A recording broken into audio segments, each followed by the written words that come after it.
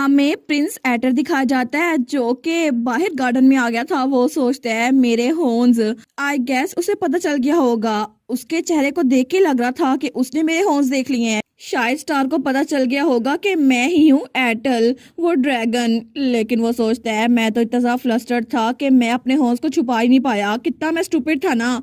Actually मुझे लगता है कि मुझे स्टार्ट में ही उसे झूठ नहीं बोलना चाहिए था। मुझे उसे पहले ही बता देना चाहिए था कि मैं ही हूँ प्रिंस एटर। लेकिन जब मैं उसे पहली बार मिला था ना, तो मुझे लगा था कि वो किसी मेड की बेटी है और इसी वजह से मैंने उसको सच नहीं बताया।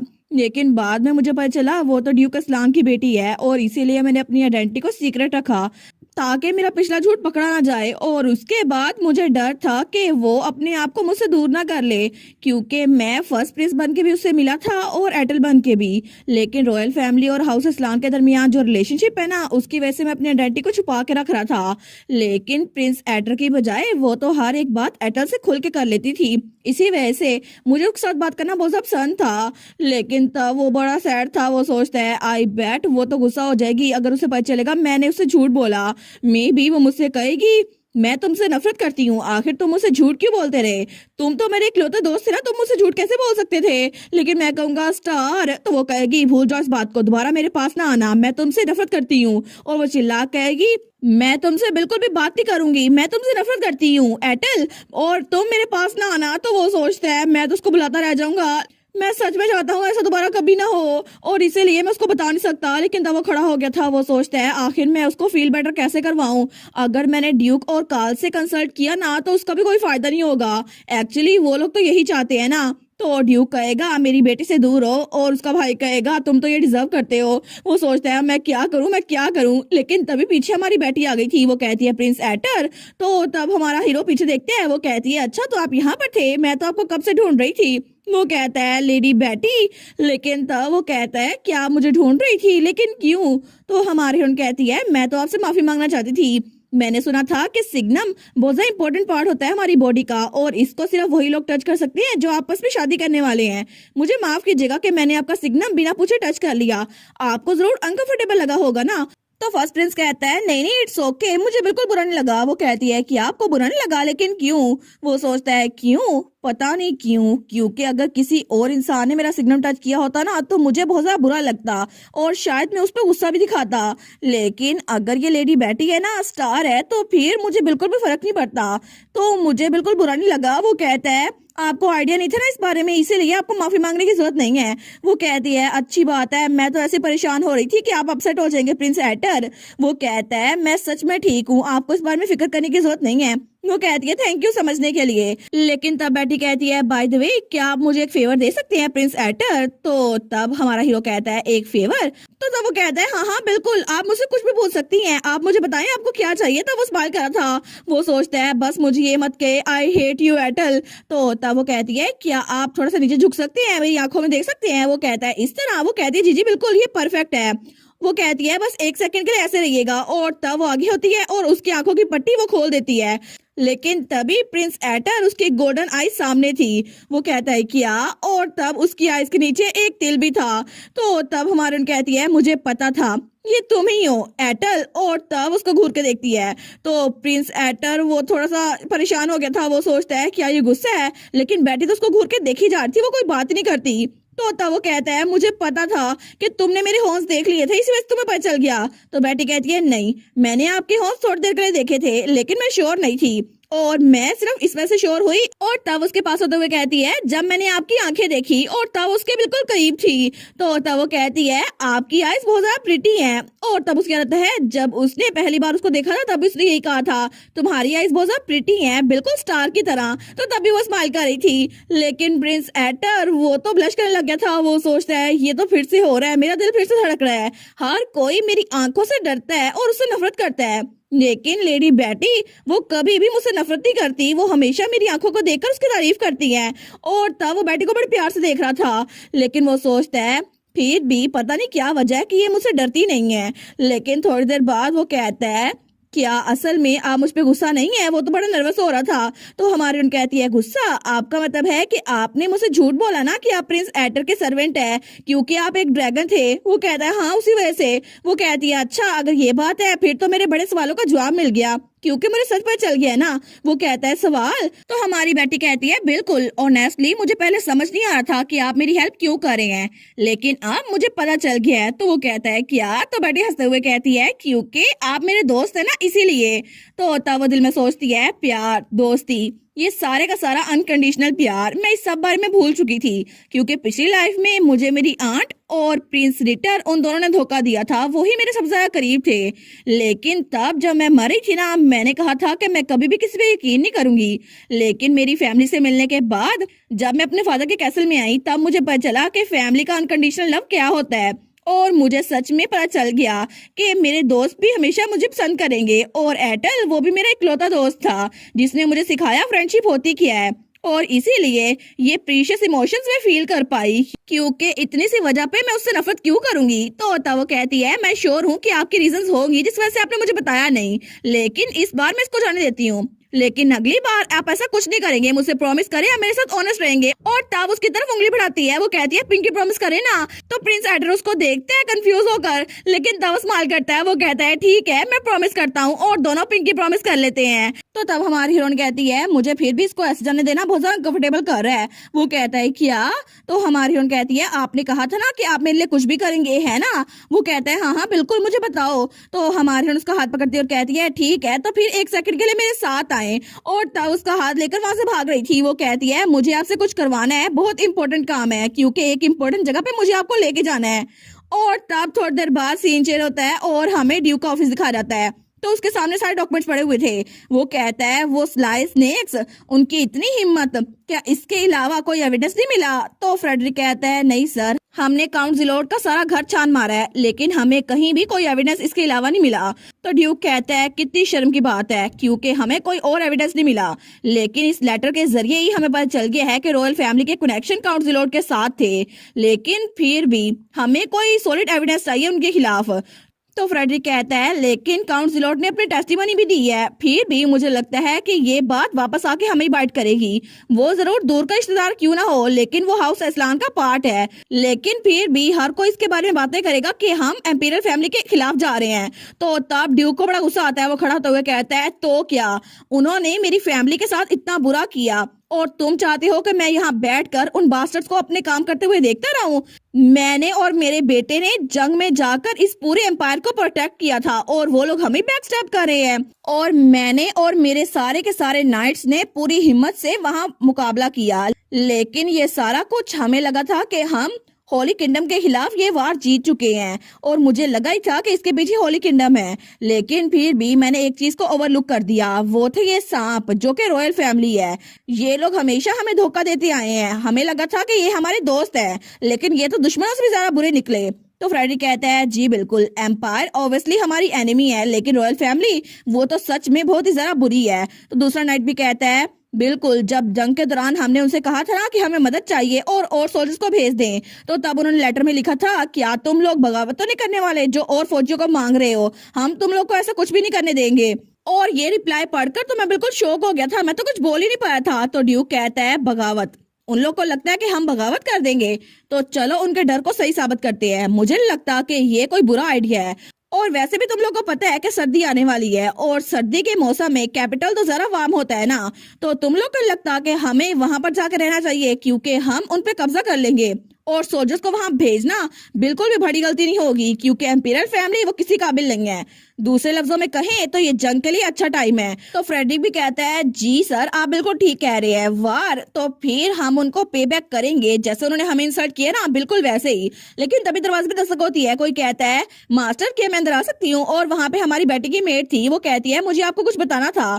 तो ड्यूक कहता है तुम तो मेरी बेटी की मेड हो ना, क्या कुछ हुआ है मेरी बेटी के साथ, मुझे बताओ आखिर क्या हुआ है? तो वो मेड कहती है नहीं लेडी बेटी तो ठीक है, लेकिन उन्होंने पूछा है कि क्या फैमिली टी टाइम को थोड़ा जल्दी रख सकते हैं। तो ड्यूक हमारी बेटी का नाम सुनते ही कूल डाउन हो गया था, तो ब्लश करते हुए कहता है सच में मेरी बेटी मुझे मिस कर रही है, वो तो बड़ा पुरजोश हो गया था। तो वो सबको इग्नोर करके वहां जाने लगता है। तो सारे के सारे उसको देखते हैं, क्योंकि मीटिंग अभी तक चल रही थी। तो वो जाते हुए कहता है हम बाकी की बातें नेक्स्ट मीटिंग में करेंगे, और अभी मुझे अपनी बेटी के पास जाना है, क्योंकि मेरी बेटी मुझे मिस कर रही है, ठीक है? और उसके बाद वहां चला गया था, लेकिन पीछे से वो दोनों नाइट्स वहीं पे खड़े रह गए थे। फ्रेडरिक कहता है हिज ग्रेस तो बड़े खुश लग रहे हैं। दूसरा नाइट कहता है हाँ हाँ बहुत ही ज्यादा खुश। लेकिन थोड़ी देर बाद ही ड्यूक तो बड़ा गुस्से में वहां बैठा हुआ था। वो कहता है मुझे बताओ क्या रीजन है, और उसके साथ ही उसका बेटा कालीतूस भी बैठा था। तो ड्यूक कहता है आखिर एक आउटसाइडर फैमिली टी टाइम में क्या कर रहा है। तो कालीतूस कहता है बिल्कुल मुझे भी ये पसंद नहीं है, इसको बाहर निकाल फेंको। तो बेटी कहती है नहीं नहीं, मैंने प्रिंस एडर को यहाँ पर इन्वाइट किया है। और तब उसका बाजू पकड़ते हुए कहती है मैंने उनको यहाँ पर आने के लिए कहा क्योंकि मुझे आप लोगों से कुछ बात करनी थी। तो ये बात सुनते ही वो दोनों तो बिल्कुल शॉक हो गए थे, और वो दोनों उसके बाजू को देखते हैं जिसने प्रिंस एडर का बाजू पकड़ा हुआ था। वो सोचते हैं फैमिली के सामने कोई बात करनी थी, ये मत बताना। और तब वो लोग तो कुछ और इमेजिन कर लेते हैं कि बेटी कह रही है मैं तो प्रिंस एडर से शादी करना चाहती हूँ। तो प्रिंस एडर उनके ख्याल में कह रहा था मैं और मेरी स्लाई सेल्फ मैं तुम्हारी बेटी को लेके जा रहा हूँ। लेकिन ये सोचते ही ड्यूक और कालीतूस तो बड़े गुस्से में आ गए थे। वो दोनों अपनी तलवारें निकालते हुए कहते हैं ठीक है फर्स्ट प्रिंस तुम पहले बात करो। तो कालीतूस कहता है हाँ जो कहना है कहो, और फिर इसके बाद ये तुम्हारी विल होगी। लेकिन हमारे उन कहती है आप दोनों तलवारें क्यों निकाल रहे हैं, मैं तो काउंट जिलोट के कल्प्रिट के बारे में बात कर रही थी। मैं तो उन कल्प्रिट्स के बारे में सोच रही थी जो कि काउंट जिलोट की वजह से एक्सपोज हुए हैं। तो वो दोनों तलवारें वापस रख लेते हैं। वो कहते हैं अच्छा तुम्हारा मतलब है स्नेक्स। तो हमारी बेटी कहती है जी जी बिल्कुल, मैं स्नेक्स की बात कर रही थी, लेकिन क्या डैड आपको पता चल गया कि उनके साथ डील कैसे करना है। तो ड्यूक कहता है एक्चुअली अभी मैं मीटिंग में था और हमने इस इश्यू को डिस्कस किया है। असल में हमें अभी तक जो पता चला है ना, इस सब के पीछे सेकंड प्रिंस और सेकंड क्वीन थी। अभी तक किंग का जिक्र इस सब में कहीं नहीं आया, लेकिन रॉयल फैमिली वो तो आपस में मिली हुई है और हमें नीचा दिखाना चाहती है। तो मुझे पक्का लगता है वो सब कुछ हमारी फैमिली की पावर को डिक्रीज करने के लिए कर रहे थे, और इसकी वजह से मुझे लगता है कि वो चाहते नहीं है कि हमारी फैमिली यहाँ पे बच के रहे। तो इस चीज को सिर्फ एक ही चीज खत्म कर सकती है, वो है जंग। तो हमारी बेटी कहती है जंग, क्या सच में जंग स्टार्ट करना जरूरी है, क्या हम जंग के बगैर काम नहीं चला सकते। तो उसका फादर कहता है हाँ बिल्कुल, मैंने अपने सोल्जर्स को इकट्ठा कर लिया है और हम लोग इस विंटर में रॉयल पैलेस जाएंगे, उनको खत्म कर देंगे। तो हमारे सोचती है नहीं ये तो विंटर में बहुत ज्यादा डेंजरस होगा ना, क्योंकि बहुत बड़ा कहत आने वाला है इस विंटर। लेकिन अगर सिविल वार हुई तो इसकी वजह से फूड शॉर्टेज भी हो जाएगी और बाकी सब लोग को भी बहुत मसला होगा, और अगर खाने का मसला हुआ तो टुब्रोजम भी काफी नहीं पड़ेंगे, और मेरा भाई भी कहेगा ये तो आखिरी टुब्रोजम है, और मेरे डैड पे भी असैसिनेशन अटेम्प्ट होंगे, इसकी वजह से बहुत सारा मसला हो जाएगा। मैं नहीं चाहती चीजें ऐसे हो। तो तब उसका फादर खड़ा होते हुए कहता है मेरी प्यारी बेटी मुझे पता है कि तुम खुश नहीं हो क्योंकि तुम अपसेट लग रही हो। वो कहती है जी मैं अपसेट हूँ। लेकिन तब उसका फादर उसके कंधे पे रखता है, कहता है मैं समझ सकता हूँ, क्योंकि एक असलान के तौर पर तुम बहुत ज्यादा अपसेट होगी ना कि तुम रोना चाहती हो कि इस बार तुम जंग में पार्टिसिपेट नहीं कर सकती। तो बेटी कहती है क्या। वो अपने फादर को देखती है, वो सोचती है क्या सोच रहे हैं। तो कालीतूस कहता है मैं भी समझ सकता हूँ क्योंकि ये बहुत ज्यादा जल्दी है, अभी तुम 8 साल की हो ना, लेकिन जब मैं 10 साल का था मुझे भी जंग में पार्टिसिपेट करने को तब भी मिला था। तो हमारी बेटी कहती है एक्सक्यूज मी। वो कहती है बिल्कुल नहीं, ऐसा कुछ भी नहीं है, मैं ऐसा कुछ नहीं चाहती, मैं तो इसलिए अपसेट थी क्योंकि जंग की वजह से बहुत ज्यादा नुकसान होगा और नुकसान को पूरा भी नहीं कर सकते क्योंकि इसकी वजह से सिर्फ हमें ही नहीं आम लोग को भी नुकसान होगा, और अगर आप नुकसान की बात करें ना तो उसमें आप और कालीतूस भी शामिल हैं डैड। तो ड्यूक कहता है क्या। तो हमारी बेटी कहती है अगर ऐसा हुआ भी फिर भी मैं जंग के खिलाफ हूँ, सिर्फ यही बात सोचकर कि हमारी फैमिली को कोई दुख पहुंचेगा मेरा दिल दुखता है। और अगर असलान एक स्वॉर्ड है ना जो कि रॉयल फैमिली को प्रोटेक्ट करता है, तो हम अगर ये स्वॉर्ड उनकी तरफ भी कर दें फिर भी हर कोई हमारी फैमिली को ब्लेम करेगा और लोग की उंगलियां हमारी फैमिली की तरफ उठेंगी क्योंकि हर किसी को लगेगा हम बगावत कर रही हैं। लेकिन इस तरह हर कोई हमें ट्रेटर कहेगा और कोई भी हमारी फैमिली को अच्छा नहीं समझेगा, हमारी रेपुटेशन बहुत ज्यादा खराब हो जाएगी। और तब उसकी आंखों में आंसू आ रहे थे। वो कहती है मैं नहीं चाहती कि जिन लोगों को मैं प्यार करती हूँ वो लोग हर्ट हो या उनको क्रिटिसाइज किया जाए, मैं ऐसा कुछ नहीं चाहती। तो उसका फादर और भाई सोचते हैं जिन लोगों को ये प्यार करती है, यानी कि हम दोनों, उन दोनों के तो कान भी बाहर निकल आए थे। वो तो बड़े खुश हो गए थे, वो जल्दी से आते हैं और बेटी को गले लगाते हैं। तो उसका डैड कहता है मेरी प्यारी बेटी। तो कालीतूस सोचता है बुशी टेल, लेकिन था वो प्रिंस एटर और बेटी के दरमियान बैठ गया था ताकि प्रिंस एटर को बेटी से दूर कर सके। तो बेटी कहती है मेरे सांस नहीं आ रही। तो उसका फादर उसको छोड़ते हुए कहता है ठीक है मैं समझ गया हूँ कि तुम ये चाहती हो, लेकिन इससे मसला हल तो नहीं होगा ना। लेकिन फिर भी मैं तुम्हारी बात समझ रहा हूँ क्योंकि ये सैडनेस मैं कभी नहीं चाहता, क्योंकि पहले ही मैं तुम्हारी मॉम को खो चुका हूँ और इसीलिए मैं नहीं चाहता कि हमारी वजह से तुम्हें भी दुख पहुंचे। मेरी बेटी तुम फिक्र ना करो, तुम जो चाहती हो हम वही करेंगे, मैं प्रॉमिस करता हूँ। और तब उसके आंसू ऑफ करता है। वो कहती है डैड। तो कालीतूस कहता है तो फिर हम उन स्नेक्स को सबक कैसे सिखाएंगे अगर हम जंग नहीं करेंगे तो हमारी हीरोइन कहती है यही तो रीजन थी जिसकी वजह से मैंने आज आपको यहाँ पर बुलाया है और प्रिंस एडर को भी। तो कालीतूस कहता है अच्छा क्या रीजन। लेकिन तभी बेटी खड़ी होती है। वो कहती है क्योंकि इस बार मैं वो चीज यूज करने वाली हूँ जिसको रॉयल फैमिली बहुत ज्यादा पसंद करती है और तब वो प्रिंस एटर के पास आती है और कहती है टाड़ा, इस बार हिज हाइनेस प्रिंस वो हमारी हेल्प करेंगे। और जैसा कि मैंने आपको बताया है ना, मैं रॉयल फैमिली से वो ले लूंगी जिनको वो बहुत ज्यादा पसंद करते हैं, और इस सब में हिज हाइनेस प्रिंस एटर वो बहुत ज्यादा इंपॉर्टेंट है। तो तब उसका डैड कहता है रॉयल फैमिली जिस चीज को बहुत ज्यादा चाहती है, लेकिन वो क्या चीज है? तो कालीदूस भी कहता है हाँ वो क्या चीज है? तो हमारी बेटी कहती है वो चीज है थ्रोन, यानी कि तख्त, और हम उनसे वो तख्त लेकर रहेंगे। तो हमारी बेटी सोचती है नॉर्मली प्रिंस रिटर जो कि सेकंड प्रिंस है ना, उसको लगता है कि दुनिया की हर एक चीज उसके पास है, लेकिन जब भी उसके बड़े भाई का जिक्र आता है ना, यानी कि फर्स्ट प्रिंस प्रिंस एटर का, तो उसको बहुत ज्यादा गुस्सा आता है। हालांकि प्रिंस एटर की जिंदगी इतनी भी अच्छी नहीं थी, लेकिन फिर भी हर कोई उनसे नफरत करता है। और मेरी पुरानी लाइफ में रिटर जब भी अपने भाई का जिक्र सुनता था ना, तो वो बहुत ज्यादा चिढ़ जाता था। और जब प्रिंस एटर ने जंग जीत ली थी और उसकी खूबियों की खबर न्यूज़पेपर में छपी थी ना, तो वो बहुत ज्यादा गुस्सा हो गया था। उसने कहा था ये कितना बारबेरिक है। तो मैंने उससे पूछा था बारबेरिक, लेकिन कौन? तो रिटर ने वो पेपर फाड़ते हुए कहा था मैं अपने भाई की बात कर रहा हूँ। ये न्यूज लेटर ये तो उसकी कंट्रीब्यूशन के ऐसे कवर कर रहे हैं जैसे बड़ा तीर मारा है उसने। ऐसा कुछ भी नहीं किया। वो दिल में सोचता है मैंने तो उसे जंग में इसलिए भेजा था ताकि वो मर जाए, लेकिन कुछ भी नहीं हुआ। तो हमारी बेटी कहती है लेकिन क्या ये अच्छा नहीं हुआ? उन्होंने कंट्रीब्यूशन की है और उनकी वजह से हम लोग प्रोटेक्टेड है। तो रिटर कहता है बिल्कुल भी नहीं, तुम्हें कुछ भी नहीं पता है ना, और ये सब कुछ कहना बंद कर दो, क्योंकि वो जो कुछ भी कर रहे हैं ना, वो सिर्फ फादर की अटेंशन लेने के लिए कर रहा है। वो कितना पैथेटिक है ना। लेकिन चाहे वो जो कुछ मर्जी कर ले, फिर भी थ्रोन पे सिर्फ मैं ही बैठूंगा, क्योंकि फादर हमेशा मुझे थ्रोन पे बिठाएंगे, क्योंकि मेरे अंदर नोबल स्नेक का ब्लड है। और वो एक इडियट है जिसको इतनी सिंपल सी बात नहीं पता, और तब उसने स्पाइल की थी जैसे प्रिंस एटर उसके सामने कुछ भी नहीं है। लेकिन तब हमारी बेटी ये सोचकर थोड़ी सी अपसेट हो जाती है। वो सोचती है एटल बिल्कुल भी एक इडियट नहीं है, और जब रॉयल फैमिली की बात आती है ना, तो वो हमेशा प्रिंस एटर को खतरे में भेजते हैं और हमेशा रिटर को छुपा के रखते हैं। लेकिन सबसे पहला हक प्रिंस एटर के पास होना चाहिए, क्योंकि वो फर्स्ट प्रिंस है। तो हमारी कहती है हर कोई जानता है कि किंग और सेकंड क्वीन वो दोनों प्रिंसेस के दरमियान डिस्क्रिमिनेशन करते हैं और रिटर को थ्रोन पर बिठाएंगे। लेकिन अगर हमें इस प्लान को सक्सेसफुल करना है ना, तो हमें प्रिंस एटर को थ्रोन पे बिठाना होगा। और वैसे भी थोड़ी देर पहले आपने कहा था कि आप रॉयल फैमिली पे कब्जा करेंगे, लेकिन ये सारी बातें आपने फर्स्ट प्रिंस के सामने कही थी। वो इसलिए क्योंकि आप जानते हैं ना कि हिज हाइनेस वो कोई ऐसे नहीं है जो ये सारी बात किंग को बता दे, है ना फादर? तो उसका फादर कहता है हाँ ये बात तो है, लेकिन तो हमारी कहती है लेकिन कुछ नहीं, हमें सबसे पहले प्रिंस एटर को सपोर्ट करना होगा, क्योंकि वो एक ऐसे इंसान है जिनसे रॉयल फैमिली नफरत करती है, और हम उनको सपोर्ट करेंगे और क्राउन उनके नाम कर देंगे। तो उसका फादर सोचता है रॉयल अथॉरिटी में चेंज, वेल इसमें थोड़ा टाइम तो लगेगा, लेकिन अगर हम गेन और लॉसेस दोनों असेस कर लें तो इसका मतलब है हम उनसे रिवेंज ले सकते हैं, और ये वार से अच्छा तरीका होगा। और इसके अलावा मैं सच में नहीं चाहता कि वार की वजह से अपनी बेटी को फिर से अकेला छोड़ दूं। तो तब वो दिल में सोचता है मेरी बेटी तो कितनी ब्राइट है ना, ये कितनी क्यूट है। लेकिन तभी वो प्रिंस एटर को देखता है। वो सोचता है फिर भी आखिर मैं इसके सर पे क्राउन क्यों रखूं, इसने किया ही किया है, आखिर इसने क्या ही उखाड़ लिया है जो मैं अपनी बेटी की वजह से इसे एम्परर बना दूं।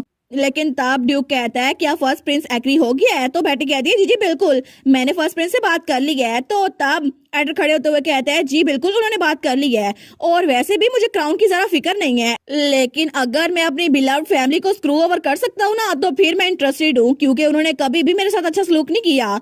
और तब प्रिंस एटर स्माइल करा था। तो बेटी इसको देखती है। वो सोचती है एटल ये तो स्माइल करते हुए ये बात कह रहा है, लेकिन मैं जानती हूँ इसका दुख कितना बड़ा है, क्योंकि ये सारा दुख के फैमिली आपकी परवाह नहीं करती है मैं भी फील कर चुकी हूँ। और तब वो दिल में सोचती है मैं कभी भी उन लोगों को माफ नहीं करूंगी जिन्होंने प्रिंस एटल के साथ ये सब कुछ किया है। और तब उसका हाथ जोर से पकड़ लेती है। वो सोचती है और हम इस तरह हाथ पकड़े रखेंगे तो मे भी कोई ऐसा मौका आएगा कि मैं इसकी मौत को भी रोक सकूं, क्योंकि मेरे रीबॉर्न होने से कुछ अरसा पहले ही प्रिंस एटर को असैसिनेट कर दिया गया था, और तब ये काम मुझे लगता है कि जरूर रिटर ने करवाया होगा, क्योंकि रॉयल फैमिली सच में चाहती थी कि फर्स्ट प्रिंस जिंदा बचे। उस वक्त मैंने नोटिस नहीं किया क्योंकि मुझे लगता था कि एटल रिटर ही है, लेकिन फिर भी इस बार मैं ऐसा कुछ नहीं होने दूंगी, क्योंकि अगर मुझे असैसिनेशन को रोकना है ना, तो सबसे पहले मुझे इनका साथ देना होगा। और अगर हम लोग अभी से फर्स्ट प्रिंस को बैकअप देना शुरू कर देना, तो मे भी वो मरने से बच जाए, और इसीलिए मैं चाहती हूँ मैं उसको प्रोटेक्ट करूँ। तो उसका फादर कहता है ठीक है, अगर तुम ये चाहती हो तो हाउस असलान फर्स्ट प्रिंस को सपोर्ट करेगा। तो बेटी तो बड़ी खुश हो गई थी। वो कहती है सच में? तो उसका फादर कहता है लेकिन फिर भी ये बात बिल्कुल ना भूलना कि हमारी फर्स्ट चॉइस वो फर्स्ट प्रिंस नहीं है, बल्कि सिर्फ इसलिए क्योंकि मुझे अपनी बेटी को प्रोटेक्ट करना है और हाउस असलान को। तो फर्स्ट प्रिंस कहता है जी मैं समझ गया, इस बात से मैं बिल्कुल वाकिफ हूँ।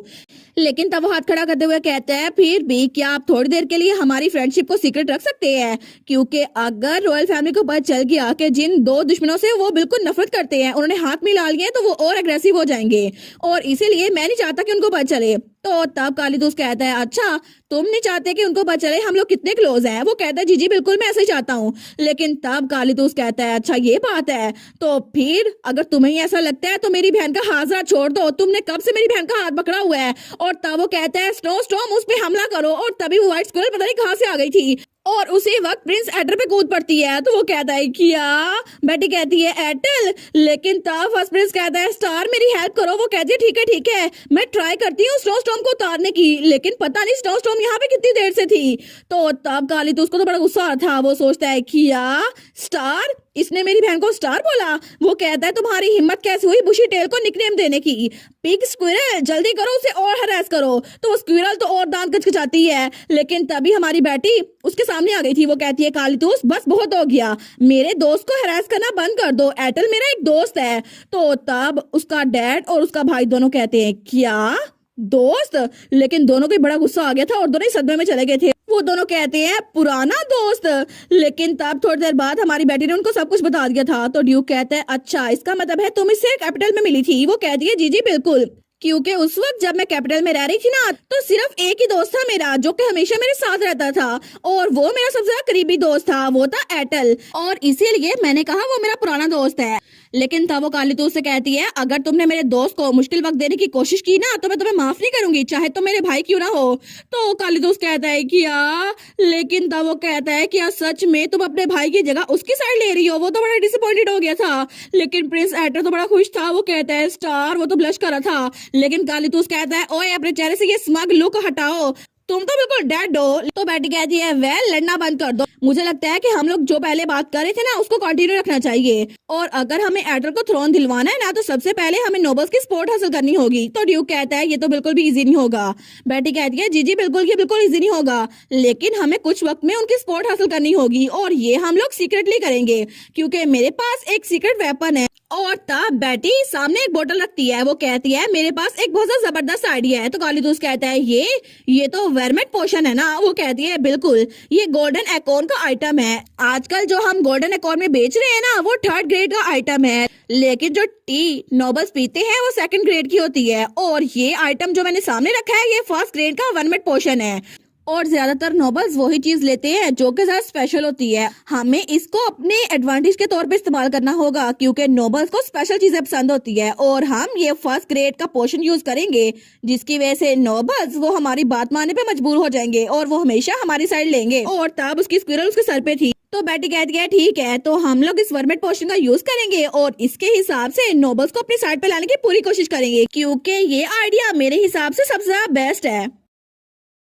और इसी के साथ ये वाला पार्ट यहीं पर ख़त्म। तो आप लोग बताइएगा आप लोग को ये पार्ट कैसा लगा, और वीडियो को लाइक और चैनल को सब्सक्राइब लाजमी कीजिएगा। बाकी वीडियोस का लिंक भी स्क्रीन पर नज़र आ रहा होगा तो काइंडली उनको भी चेकआउट कर ले। और thank you so much for watching my videos. Stay safe, bye bye.